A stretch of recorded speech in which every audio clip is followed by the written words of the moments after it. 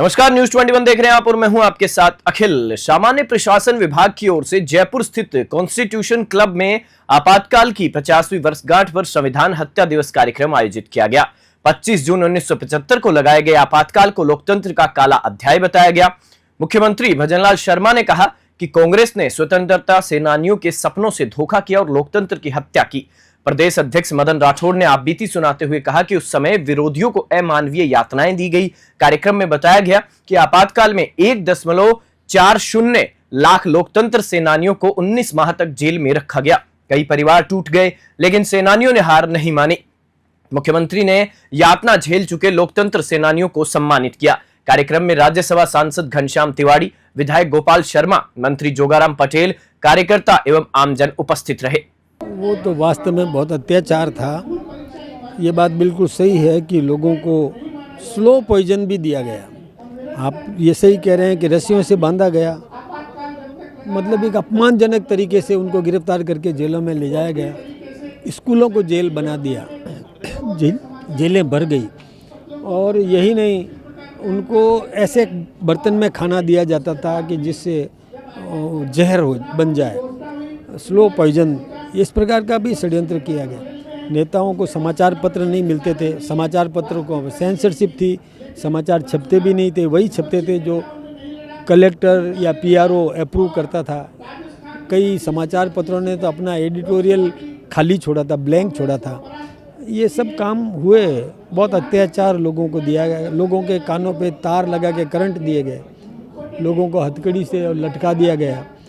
पूछा गया कि आपके किसने भेजा है, आपके मार्गदर्शक कौन है।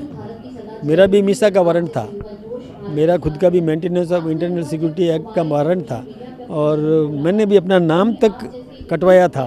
उस समय मेरे हाथ पर ये नाम लिखा हुआ था मदन राठौड़।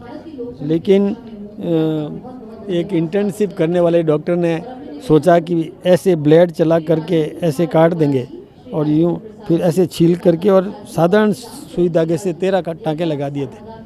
और जिस व्यक्ति ने मेरा हाथ पकड़ा वो मूर्छित हो गया। वो आज यहाँ नगर संघ चालक है, हमारे जयपुर का महानगर संघ चालक चैन सिंह जी। हुआ, बहुत यातनाएं हुई। मंत्री जो 3 बार मुख्यमंत्री रहे, लोकतांत्रिक तरीके से जो मुख्यमंत्री बने, वो भी उस आपातकाल का समर्थन कर रहे हैं जिसने लोकतंत्र की हत्या है, और उसका समर्थन कर रहे हैं। मुझे तो आश्चर्य हो रहा है कि कब उनमें जागरूकता आएगी। हम ये अभियान इसीलिए चला रहे हैं कि अशोक गहलोत जी जैसे लोगों को जागरूकता पैदा हो, वो भी ये समझ ले कि ऐसे समर्थन नहीं करना चाहिए। जिन्होंने प्रेस पर सेंसरशिप लगाई, मैं ये बात आपसे मीडिया से भी कहना चाहता हूँ कि मीडिया कैसे सहयोग करेगा। जिन्होंने मीडिया का मुंह बंद कर दिया, लेखनी बंद कर दी, समाचार नहीं लिख सकते थे, बिना कलेक्टर की अनुमति के समाचार नहीं लिख सकते थे, तो यानी क्या लोकतंत्र कहाँ रह गया? बोलने की आज़ादी कहाँ रह गई? लोगों की संपत्ति छीन ली गई, वो क्या बात है? संपत्ति छीन लेना, नसबंदी कर देना जबरन, और युवा की नसबंदी कर देना, जिसके बच्चे नहीं हैं उसकी भी नसबंदी करना, जिसकी शादी नहीं हुई उसकी भी नसबंदी कर देना, ये ठीक बात नहीं है। उसका समर्थन करने वालों की मैं निंदा करता हूँ। बात यह है कि 24 तारीख को लोकनायक जयप्रकाश नारायण जी ने दिल्ली के रामलीला मैदान में एक बहुत बड़ी सभा की थी। उस सभा में मैं उपस्थित था। उसमें उन्होंने कहा था कि श्रीमती इंदिरा गांधी एक अवैध सरकार है, इसलिए सेना और पुलिस उनके आदेश को नहीं माने। उसके बाद 25 तारीख की रात को 12 बजे श्रीमती इंदिरा गांधी ने भारत में आपातकाल लागू किया। इसमें मूल अधिकारों को सस्पेंड कर दिया गया, प्रेस पर सेंसरशिप लगा दी गई। 1 लाख नेताओं को, जिसमें लोकनायक जयप्रकाश नारायण, अटल बिहारी वाजपेयी, लाल कृष्ण आडवाणी, जॉर्ज फर्नांडिस थे, उनको सबको गिरफ्तार कर लिया गया। मीसा और डीआर लगा दिया गया। और इसी बीच में उन्होंने 42 में संविधान संशोधन किया, जिस संविधान संशोधन के माध्यम से उन्होंने भारत के प्रीम्बल को, संविधान के प्रीम्बल को बदला और उसकी आत्मा पर चोट की। वो लोग आज संविधान की रक्षा की बात करते हैं। इसलिए जो संविधान हत्या दिवस है वो इसलिए मनाया जा रहा है कि जैसे कोई अपराधी व्यक्ति किसी साधु को अपराध न करने की शिक्षा देता हो, तो ये कांग्रेस पार्टी संविधान के हत्या के लिए जिम्मेदार है। इसलिए आइंदा इस प्रकार कोई काम नहीं हो, इसके लिए संविधान हत्या दिवस मनाया जा रहा है।